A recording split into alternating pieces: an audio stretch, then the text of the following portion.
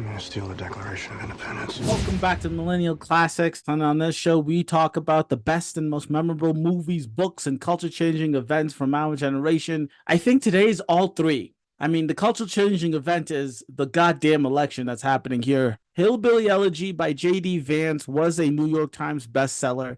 I did just finish the book, and I did want to react to the movie because it's very confusing to me. It came out a while ago before he was into politics and all of that stuff, so I feel like that's the main reason this book is so truthful about where he came from and who the people he grew up around were like. It is a side of America that I rarely hear about. I felt so bad for this kid. His life seems so fucking hectic. The relationship that JD has with his grandma and his grandfather in this book is truly amazing because of the rest of the relationships in his life, mainly his mother, and all of the men that his mother brought around him constantly. It's raw. It's to the core of the experience that he had as a child growing up in Ohio. Just because he's a politician, it's so hard not to look at the book from that perspective of like, this is a politician that is making decisions with other people's lives. So it really does confuse me based on the life story of this man, how he can be the politician he is today. The struggles that he's gone through, the people that had allowed him to get to where he is today, it seems he does. That's not fair. I don't want to say he doesn't care about them, but I am going to say it's confusing to me how the policies he's pushing for would help him or the people around him if he were born and raised in a world that his laws and legislation were the law of the land, if that makes any sense. But talking about the book specifically, before we get into the movie reaction, the rags to riches story of this book is so convoluted because his greatness happens in like the last, I'd say 2.5 years of his high school. And then it like skyrockets after that, right? But from birth till sophomore year of high school, his life is a fucking roller coaster of hell. And when he's telling the story in the book, he tells it from the perspective of himself at the time, not from the perspective of him as a grown man knowing how crazy his life was. He tells you throughout the book, this was just another day. Events in this book that happen that you would gasp to that he thinks is just normal, and like he only comes to the realization that it's obviously not when he leaves. But to see the transition to him as a politician does really shock me. But let's jump on in. Hillbilly Elegy. It's a Ron Howard film. Where you going, JD? Swim off. Well, don't get bit by a cottonmouth. Don't get bit by a cottonmouth? What's a cottonmouth? Ask me where I feel most at home. That's the hill country of Jackson, Kentucky. Hey, old woman, you packed? Just get your stuff. Perch and swivel. I'll go when I'm ready. Real nice, Mom.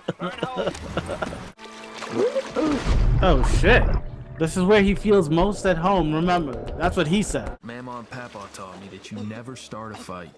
But if someone starts one with you, you better make damn sure you end it. Oh, here he comes. Yeah, Dane. Oh, End shit. it.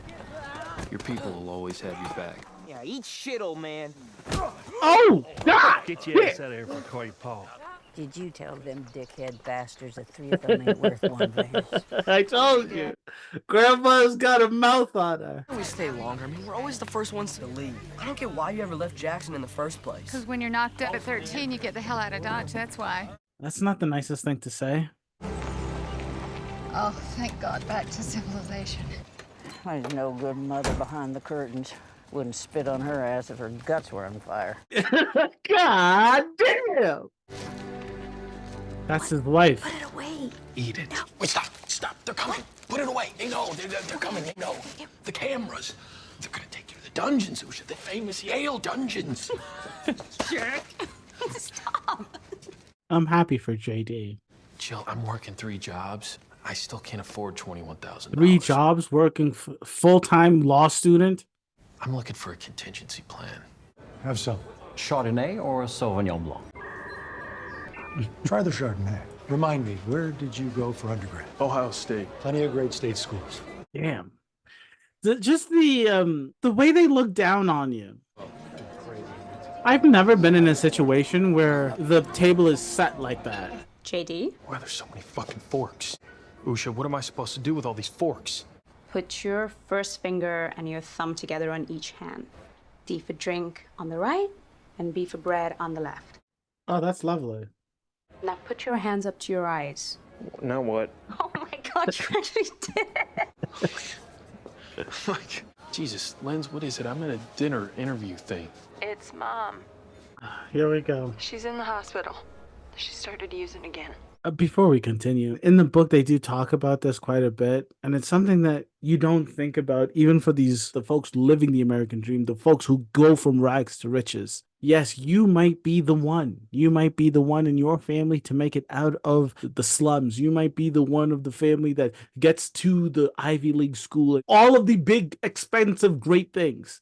But you still have the rest of your family that aren't living that life, that don't get the luxuries and the opportunities and the not to discount the fact that he's working his ass off. Remember, 3 jobs and he's planning on contingency plan to get the $21,000. But even if you make it, you still need to remember the rest of your family is still where you left them. And where he left his mom was in the cycle of addiction and getting clean and then fucking up and slipping back into the addiction. You can do everything you can do to get out. You can't take everyone with you. And how do you balance that? How do you shake that off and finish this dinner? I joined the Marines out of high school. Help pay for college. It's the American dream. It is the American dream. Exactly. So your family, were they coal miners? No, actually, my grandfather went north to work at a steel plant, like a lot of folks from Appalachia did. They say Appalachia. It's Appalachia. There's no way that they find that shit boring.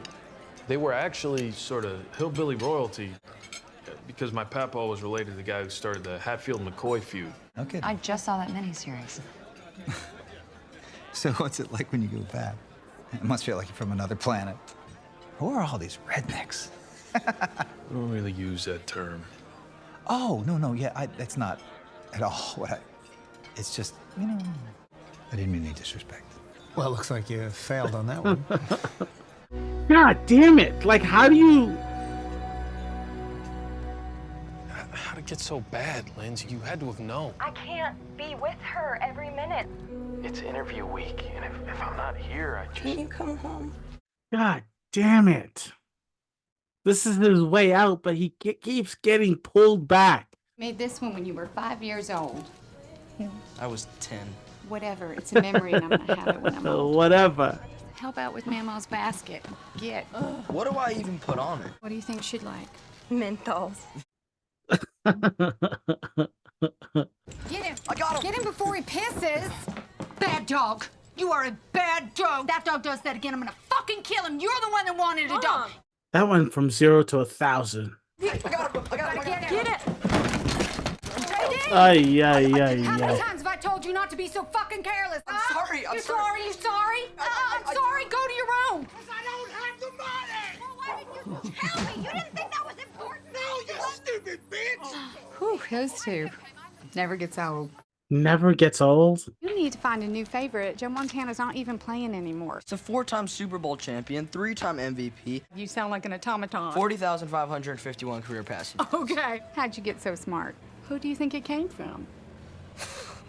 But who has the best touchdown dance, huh? Dion. Oh, That's how it goes, right? No, not at all. It's like Okay. this. oh, Jesus. Hey, pick those up. You shouldn't be dancing in the store. You like Chip, right? Yeah, he's okay. He wants to talk about police all the time. We've been talking about moving in to Chip's house, all of us. Hey, Mom, we just move out again, and then we'd have to find a new place. It's kind of what always happens. You know, Chris, he calls him your flavor of the month. You let that little shit talk about your mom like that? No, Mom, I don't let him. He just... After everything that I do for you? You think I'd give these losers a time of day so that you and Lindsay will have everything that I never had? Jesus Christ, this is so fucking... I could crash this car and I could kill us. Stop. Then you would know how lucky you Why are. would you... Stop the car, please. You're crying. You really think I was gonna kill us? Help me, help me. What's going on? Please. My mom is trying to kill me. Decide to... I got dogs, stay by! I want to call children's services. Can you imagine? Can you imagine? Take your hands off of the boy. Are you kidding me right now? Step back. I can't understand it. Hey, babe. So, how was it? Not too good. I don't know, I think I fucked it up pretty good. Yeah, I gotta get back there. Do you want me to fly out? No, please. I can. She sounds like such a lovely flight person. right now. Because like everyone needs a rock. Everyone needs that person that is there when times get tough. And usually that person is your mom. Usually your mom isn't the person that is fucking going nuts and trying to kill you on the fucking highway. Oh, you're all right, JD. You're all right. Let her go. No, JD! Let her go. Let my mom go. Let her go. This might be normal in your family, but it's not right. Your mom's gonna need some help. Now, we can get it for her if you tell us what happened. She didn't do anything. When you're the one that needs to save your mom, how do you function? You did good, Carlos, son. God damn You it. did good. What is your home life like after a situation like that? Guys, what's going on? They are trying to kick Mom out. That's what's going on. Your mother is stable, ready for discharge in the hospital policy. I'm clammy. I have a fever. Is there a facility or that you set up for patients? There are several private options in the area. Private options. Ma'am, can you call in the attending, please? Done. She is good for something.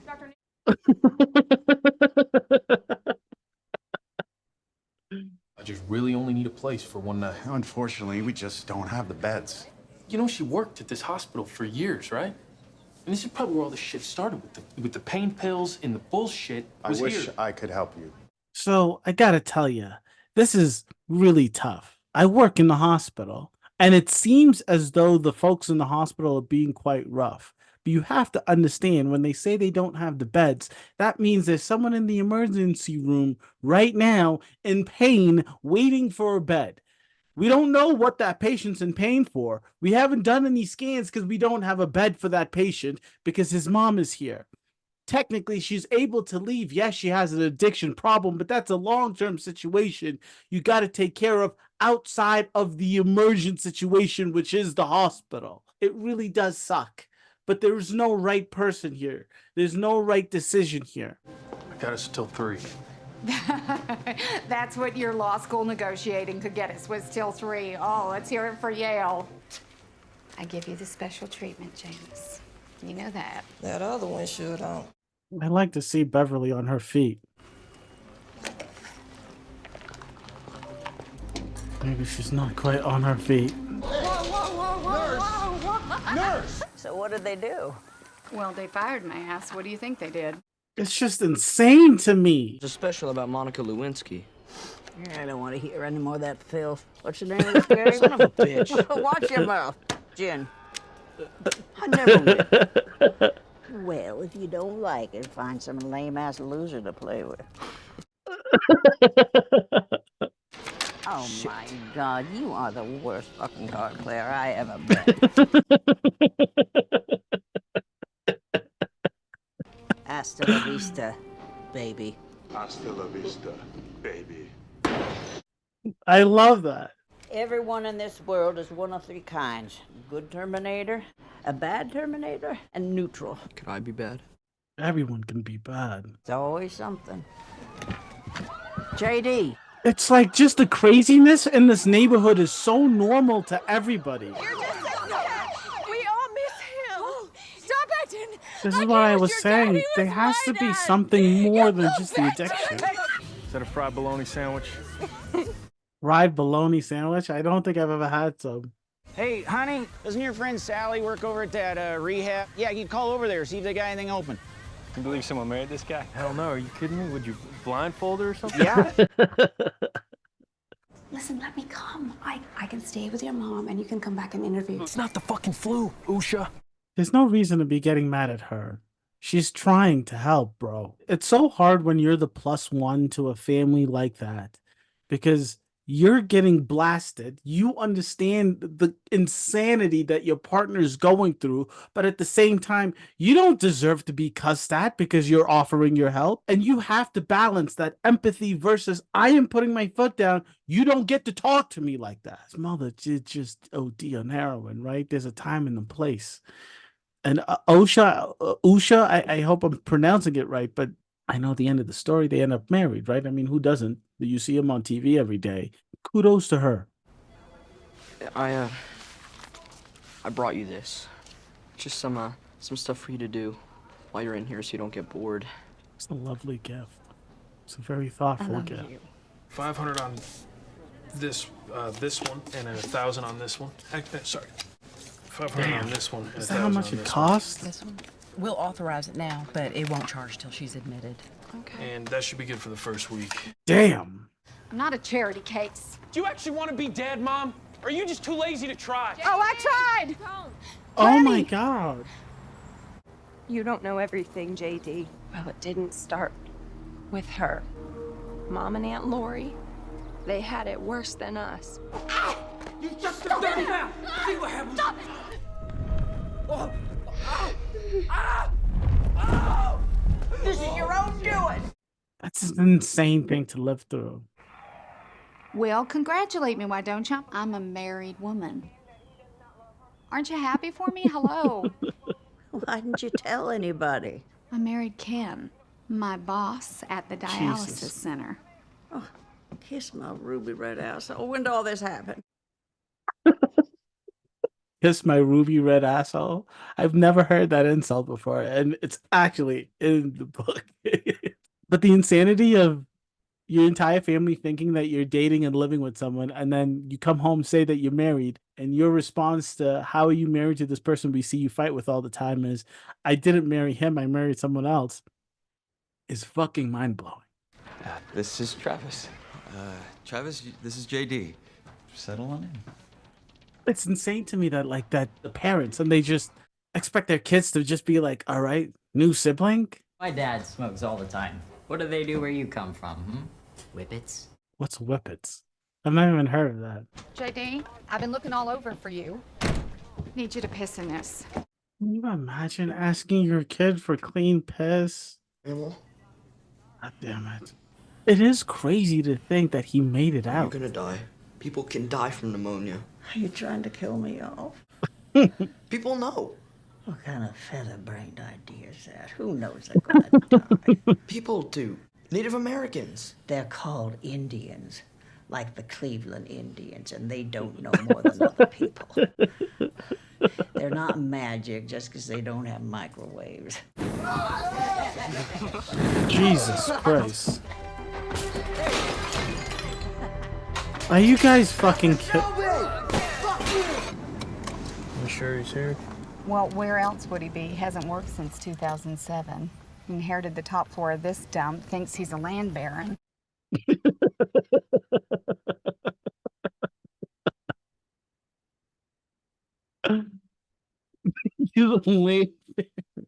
He needed me, and I just kept leaving him there. JD ain't your responsibility.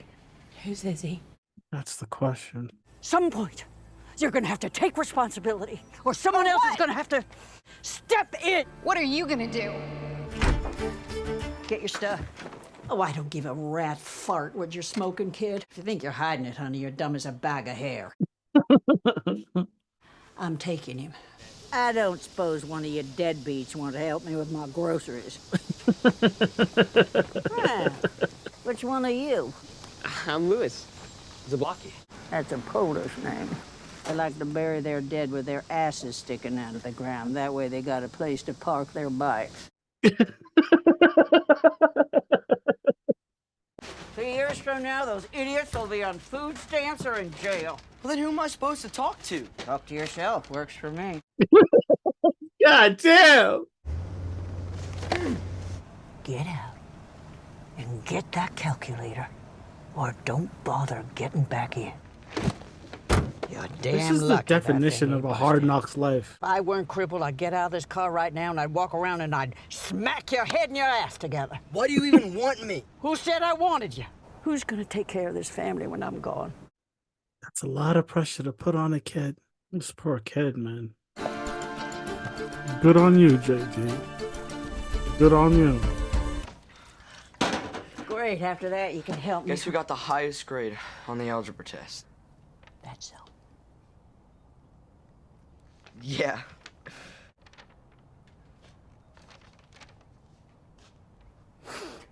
Well, keep that up.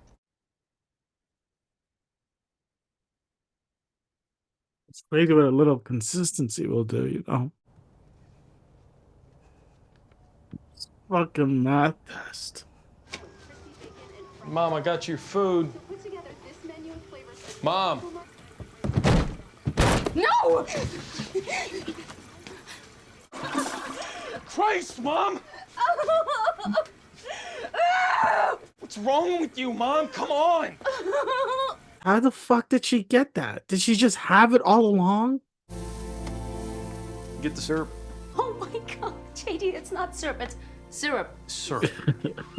I didn't just come out and tell you all this stuff before. Guess I was just worried that I'd scare you off. It's a lot to put on someone, but... Okay, I'm keeping you company. No, babe, just go back to sleep. See, that's a partner in crime right there. My grandparents just left everything they knew behind. Started over with, you know, what they could fit in Papa's truck. That's like my dad. He came here with nothing. It is incredible how many parents just have to start from scratch. I'm on some side street. I'll be there in about an hour. You're not gonna make it. Okay, I'll call you right back, okay? It's gonna be fine.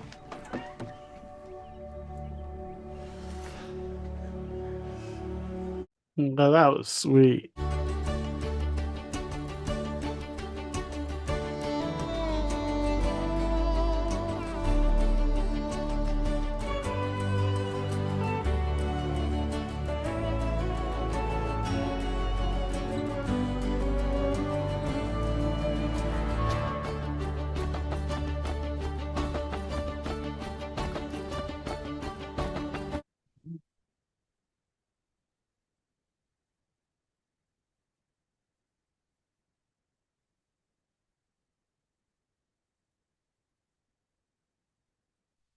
You know, you watch these kind of movies and you're like, life is really hard. Some of us have it much harder, and it's not by anything we did, you know? The kid went through so goddamn much. His grandma seems like a tough, tough lady. I do think the book is better than the movie. I mean, 100%. There's just so much in the book that isn't in the movie. There's the progression between when we saw him pass that test to going through the Marines, how his grandmother passed away when he wasn't at home because he was out in the military.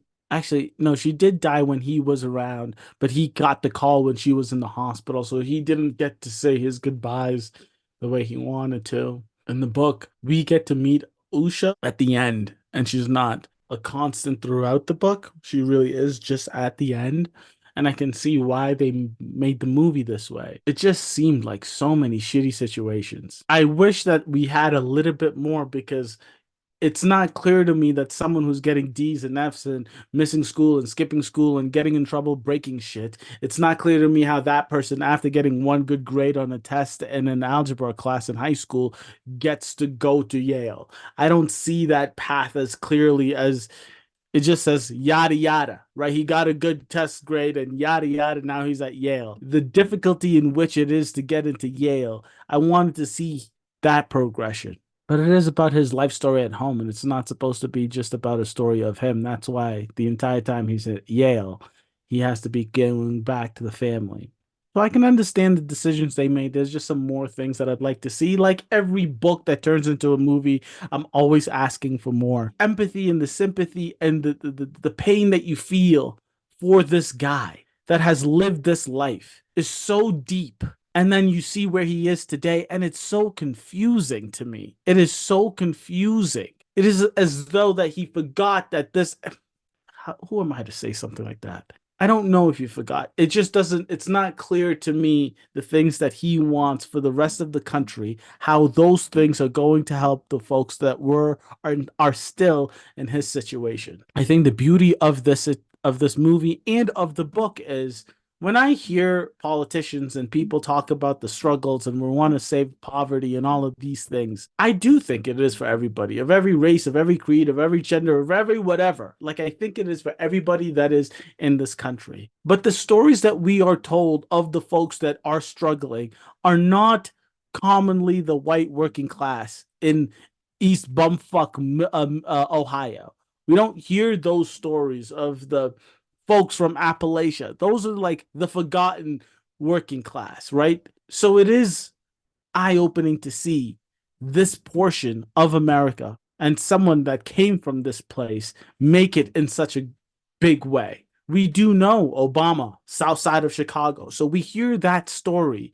At least in my circles of the internet, I've heard that story quite a bit. But it still, to this day, confuses me how this person, coming from those struggles, with people that had to work so hard to get him out of that situation, for him himself, who had to work so hard to get himself out of that situation, making the decisions he is making right now in a position where he is the fucking mover of change. I don't know about this movie. It is truly emotional because I just know so much, and I feel like I know this family after reading the book. But it did seem from a movie perspective that it was all over the place. I felt like it was just from one bad situation to the next bad situation. I know the time jumping between, it didn't feel as clear as I'd like it to be. Amy Adams as Beverly, that character is just, 6 years sober though. 6 years sober, so good on her.